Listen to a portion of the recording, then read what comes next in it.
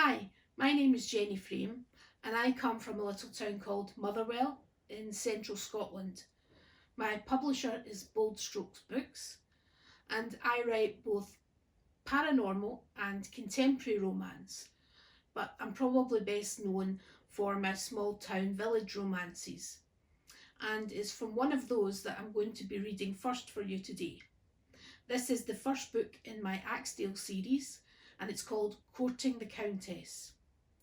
In this book, Lady Harry Knight has just inherited her father's title and estate, and she's travelling back from London to Kent to take over the house and refurbish it to the way it was a long time ago when her grandfather lived there. In order to do that, she needs to hire a housekeeper, and that's where Annie Brannigan comes in. So I hope you'll enjoy it. Annie Brannigan stepped out of the taxi and gazed up at the huge and imposing Axdale Hall. Not only was the house large, but going by how long it took the taxi to arrive at the front door after entering the wrought iron entrance gates, the estate must be vast. The frontage was imposing to say the least. 2 sets of stone steps led off from the left and right up to the grand entrance. 6 pillars supported a grand portico onto which the family crest was engraved with a Latin inscription below it. She had never worked as a housekeeper in such a large home before, and even though she knew the owner only lived in one wing of the house at the moment, it was going to be a big undertaking. "Wow, Mum, it's huge!" Annie looked down at her 10-year-old daughter with her beautiful honey-coloured hair, so much like her own, and smiled. "It is, sweetie." As ever, Riley had a book in her hand, learning everything she could about everything they ever did together. She knew Riley hated moving schools because of her agency job, but she'd been so excited at the prospect of living in this ancient playground as she saw it. It says here that the Knight family came to England with the Norman invasion in 1066. Annie pulled Riley into her side for a hug. Let's hope the current Countess isn't as terrifying as them. The taxi driver started to get their bags from the boot of the car. "Oh, and guess what?" Riley said, nearly bursting with excitement. Annie chuckled softly. "I can't wait to hear. The Romans were here, in Axdale. There's a Roman bathhouse we can visit." Riley had always been fascinated by the Roman Empire since she'd covered the topic at school.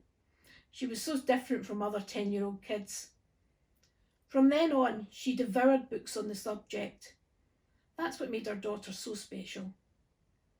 Annie paid the taxi and it drove off down the large drive, leaving them standing at the bottom of the steps that led up to the front door.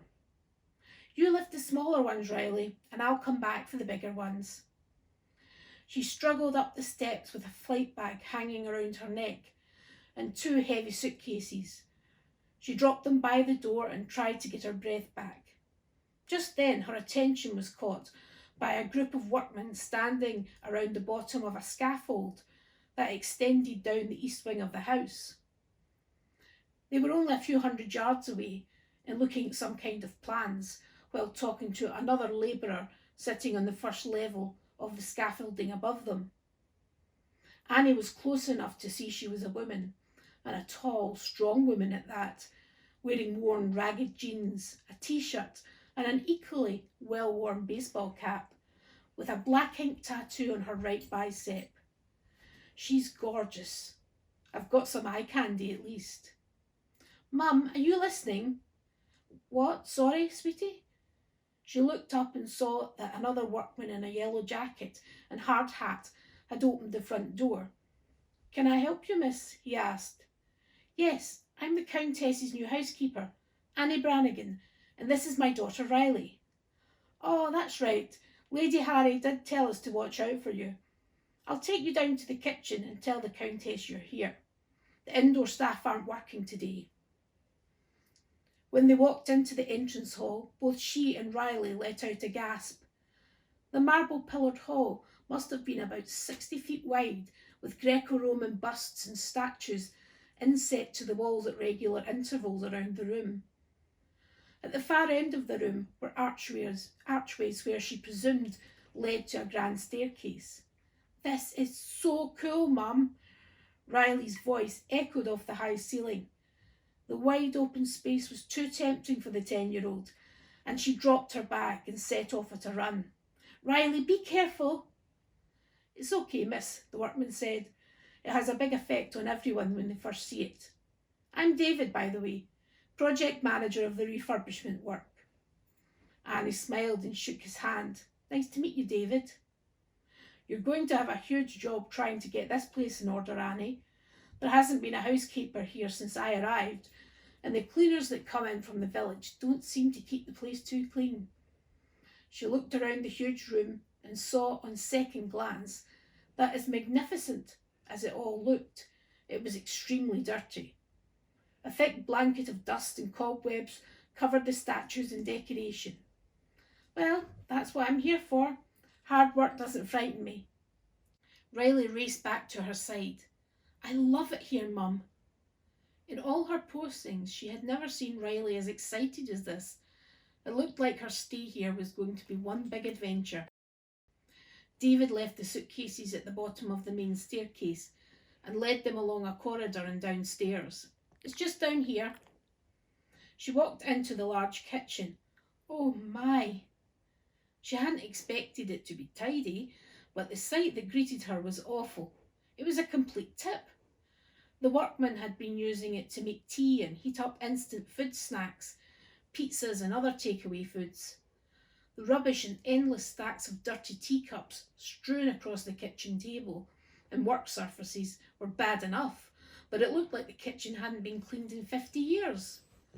The floor was sticky and disgusting, and the cupboards that held the pots and tableware were caked in dust. "If you want to make a cuppa for yourself, I'll go and get the Countess," David said before heading back upstairs. "Thanks, but no thanks." She wouldn't have eaten or drunk a thing in this place, but she supposed the workmen were less discerning. The kitchen was dominated by an enormous table. Annie could imagine it would have been a hive of activity in the past, with cooks, maids and footmen going back and forth with beautiful dishes of food and drinks. She walked to the back of the kitchen and popped her head around the door there and discovered the scullery, where clothes would be washed, and further on through it looked like there was an adjoining boot room. Riley came running over, practically bursting with delight. "Mum, I looked down the corridor outside the kitchen and found a butler's room and a housekeeper's room. They have plaques on the doors. Can you imagine? You get your own special room." Excitement wasn't an emotion Annie was feeling at the moment. The sheer enormity of her task hit her full square in the face. This house was a relic from the past, a sleeping giant that took a great deal of staff to tackle, and now here she was, one woman taking it all on herself. "This is going to be a hard job, Riley. Let's get started."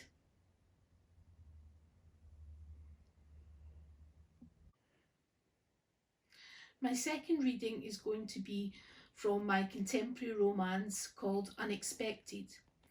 In this book, we meet a character called Dale Maguire, who owns a mechanics business in London.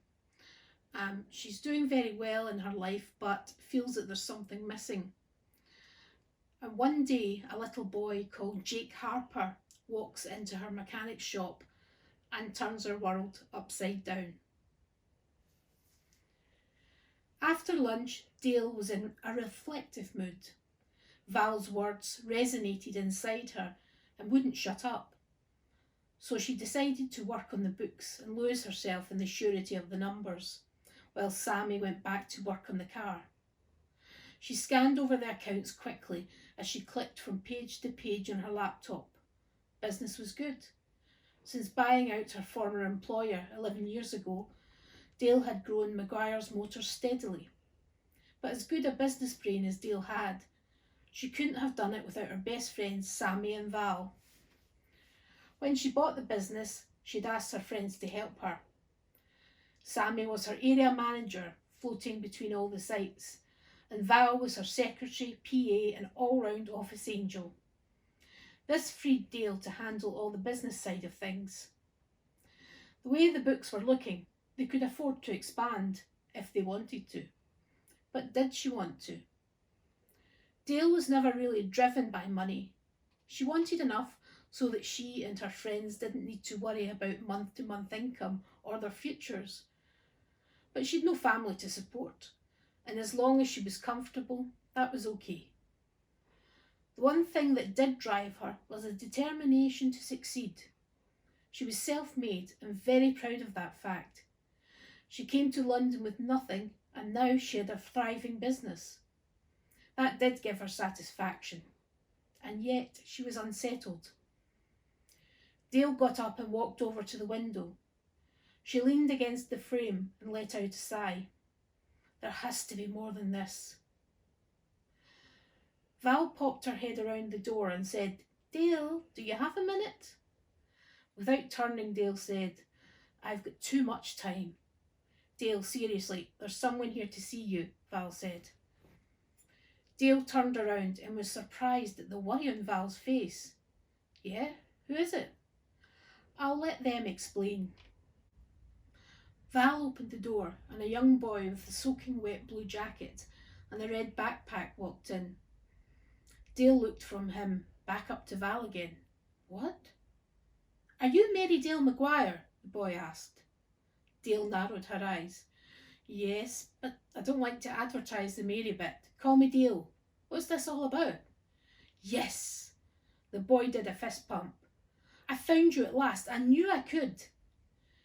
Dale walked back to the front of her desk, leaned on it and crossed her arms. "Listen, what's your name?" The little boy walked forward and held out his hand for her to shake. It struck her immediately that he was entirely too adult and formal for a child. "My name is Jake Harper." He reached into his pocket and pulled out a sheet of paper. "How can I help you, Jake? Are you lost? Are your parents around?" "No, I'm not lost, and one of my parents is here." Dale, on the other hand, was utterly lost, but somewhere deep inside she had a sinking feeling. What is this all about? By now Sammy had joined Val at the office door and seemed equally perplexed when Dale looked to her for help. Jake held out a document and said, "You're my other mum, and I've been looking for you. It was hard, but I knew I'd find you." "Sammy, if you..." Her words died in her throat as she took the document and saw her details on a printout from the Orchard Fertility Clinic. Dale's hands started to shake as she read. No, this isn't real. She looked up at Sammy and snapped, "Sammy, is this some sort of joke?" "No way, although I wish I had thought of it. Whoever did this has made you go white as a sheet." When Sammy started to laugh, she got an elbow from Val. "Dale, what does that paper say?" "This must be a fucking joke." "You shouldn't swear, you know," the boy said. "Mummy says you should use your intelligence to create positivity with your words." This was insane. A boy called Jake was standing in front of her, saying he was her son and giving her a lecture on swearing. Dale had almost forgotten about the egg donation she had made 11 years ago. It had been done on a whim, and she hadn't given it too much thought since, although the clinic had warned her that any children resulting from her donation had the right to have her details at age 18, which none of those children could be yet, and the boy in front of her was hardly in that age group. "How old are you, Jake?" 10. It was my birthday last week." Dale felt her legs turn to jelly. "Val, could you take Jake outside? I need to make a phone call." Val held out her hand. "Come on, Jake, let's get you some juice." Jake looked around between her and Val, weighing up whether or not to go. "You won't just disappear, will you?" A surge of emotion welled up inside Dale, and she had to gulp it down hard.